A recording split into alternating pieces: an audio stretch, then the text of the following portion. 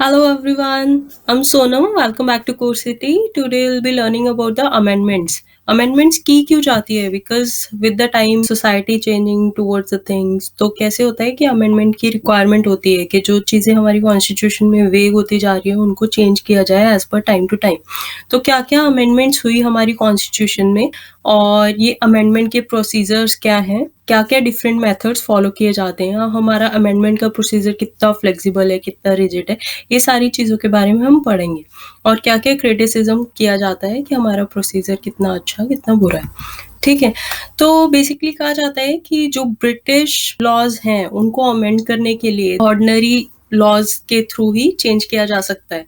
British constitution जो है उसको हम बोलते हैं अनरिटन है बेसिकली, तो उसको बोला जाता है इट्स वेरी फ्लेक्सिबल कि उसको चेंज किया जा सकता है with the ordinary laws. But America का क्या है, इट्स अ रिटन कॉन्स्टिट्यूशन और उसमें स्पेशल प्रोसीजर लगता है टू चेंज द कॉन्स्टिट्यूशन, कुछ अमेंडमेंट करने के लिए। ठीक है, रेटिफिकेशन ज़्यादा स्टेट से चाहिए होता है। तो बेसिकली क्या है कि अमेरिका का जो प्रोसीजर है वो रिजिड है, ब्रिटिश का जो है फ्लेक्सिबल है, बट इंडिया का क्या है मिक्सड है दोनों का।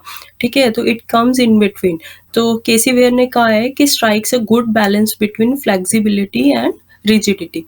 तो article 368 basically constitutional amendment acts के लिए है जो पार्ट 20 ऑफ कॉन्स्टिट्यूशन में लिखा गया है। तो इसमें क्या है, पावर दी गई है पार्लियामेंट को कि कोई भी कॉन्स्टिट्यूशन में चेंज करना है, कोई भी अमेंडमेंट्स लानी है। तो पार्लियामेंट के पास क्या पावर्स है कि by the way of addition कोई चीज़ ऐड करनी है, कोई चीज़ वेरिएट करनी है, चेंज करनी है, या किसी चीज़ को हटाना है, जैसे राइट टू प्रॉपर्टी हटाए गए। ठीक है, तो ये चीज़ों को हटाने बढ़ाने के लिए पार्लियामेंट ही अमेंड करती है।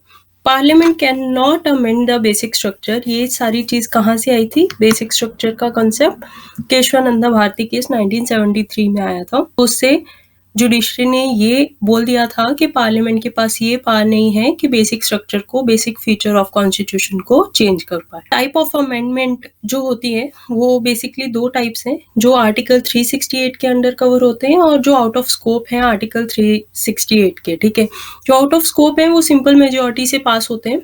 तो सिंपल मेजोरिटी मतलब होता है कि ईच हाउस का प्रेजेंट एंड वोटिंग का 50% से ज़्यादा। ठीक है, majority of the members of each house present and voting, तो वो सिंपल मेजोरिटी से होता है। जो आर्टिकल 368 के अंडर आते हैं वो स्पेशल मेजोरिटी से पास होते हैं। तो स्पेशल मेजोरिटी में बेसिकली क्या आता है कि total members of each house की मेजोरिटी, जो टोटल मेंबरशिप है, ठीक है, चाहे वो एब्सेंटीज वैकेंट कैसे भी है, but total membership of each house plus majority of 2/3 of members present and voting.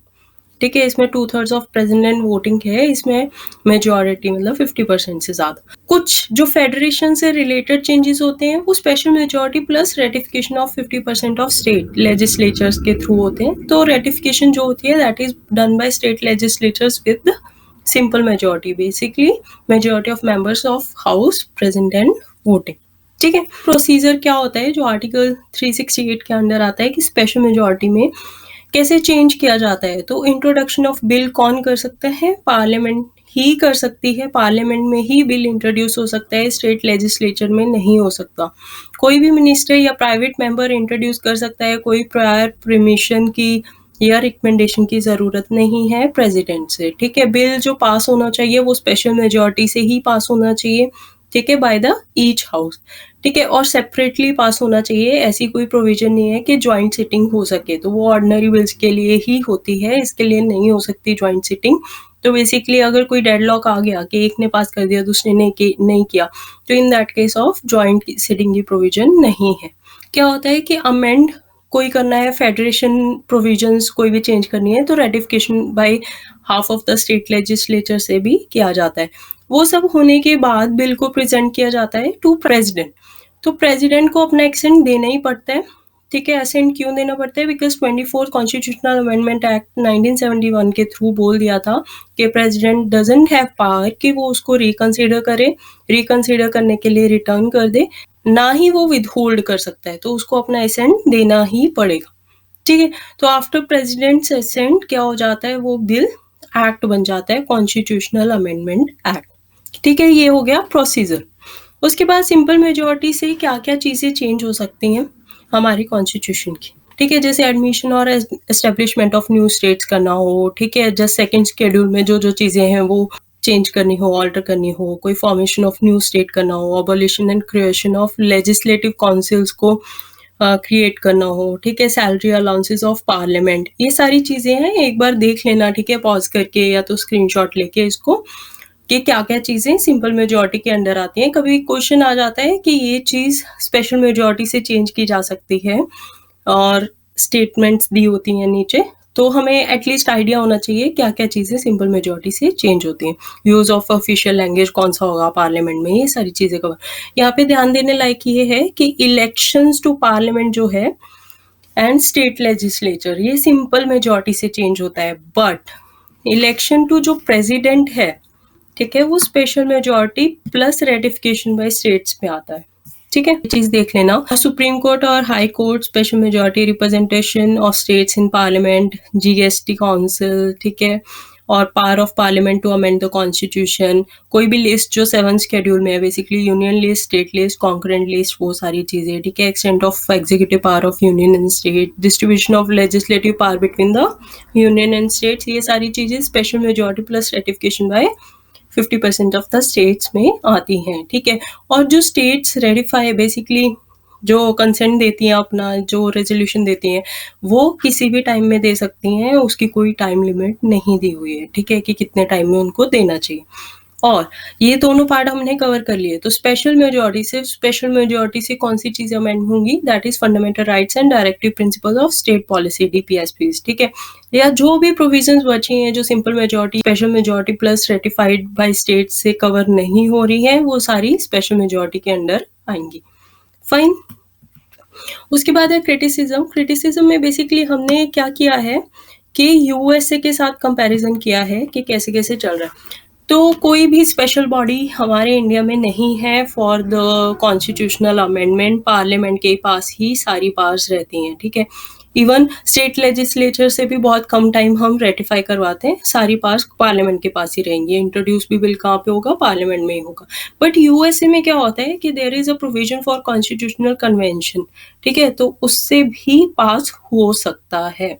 उसके बाद है फोकस्ड पावर इन पार्लियामेंट। तो पार्लियामेंट के पास ही सारे बिल इनिशिएट करने का, फिर पास करने की, ये सारी प्रोविजंस उसी के पास हैं, ठीक है। पार्लियामेंट अगर स्टेट से कोई सजेशंस ले भी रहा है, उसको अप्रूव करना है, डिसअप्रूव करना है, या उसको कंसीडर भी नहीं करना है, ये भी पावर किसके पास है, पार्लियामेंट के पास ही है, ठीक है। बट यूएस में क्या होता है कि कोई भी अमेंडमेंट प्रपोज की जा सकती है by constitutional convention by 2/3 of the state legislatures, ठीक है। अगर उन्होंने पिटीशन डाली है कि हमारा ये बिल इम्प्लीमेंट होना चाहिए, तो वो भी कर सकते हैं। तो बट हमारे यहाँ पे स्टेट लेजिस्लेचर बिल इनिशिएट नहीं कर सकते हैं, ठीक है। और ये पिटीशन कहाँ जाती है, कांग्रेस। कांग्रेस मतलब अमेरिकन लेजिस्लेचर, यूएसए में कांग्रेस अमेरिकन लेजिस्लेचर को बोलते हैं, ठीक है। उसके बाद है मिनिमल स्टेट कंसेंट। तो मिनिमल स्टेट कंसेंट बेसिकली ये है कि अगर स्टेट ने हमारे पास, एक तो हाफ स्टेट्स ने देना होता है, ठीक है, हाफ स्टेट्स ने दे दिया, then you can proceed with the bill. और दूसरी चीज, उनका कंसेंट जो दिया हुआ है, ठीक है, उसके साथ भी ये होता है कि उन्होंने कुछ इम्प्रूवमेंट्स बताई हैं, तो वो भी करनी है या नहीं है, ये भी पार्लियामेंट के पास ही अथॉरिटी रहती है। बट यूएसए में ऐसा नहीं होता है। यूएसए में बेसिकली कंसेंट जो होता है वो 3/4 ऑफ द स्टेट से रिक्वायर्ड होता है, ठीक है। तो there is a huge consideration, 3/4 और यहाँ पे हाफ, ठीक है।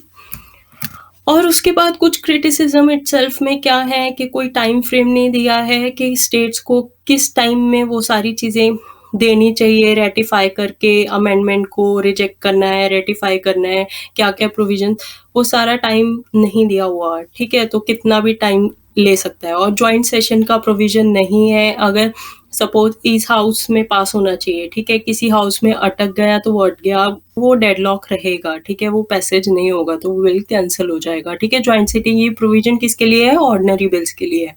अमेंडमेंट जो होती है वो लेजिस्लेटिव प्रोसेस के सिमिलर है, because there are very small thing जो स्पेशल मेजॉरिटी से चेंज हो रही हैं। अदरवाइज ऑर्डिनरी बिल की तरह ही कॉन्स्टिट्यूशनल अमेंडमेंट बिल्स भी बहुत सारी चीजें हमने देखी सिंपल मेजॉरिटी से ही पास हो जाती हैं।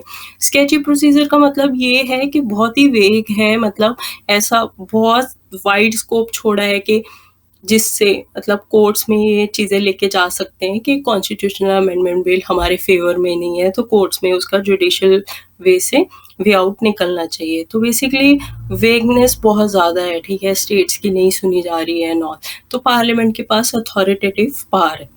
That's all for this lecture. Don't forget to like, share, subscribe Core City, and thank you for watching Core City. Bye.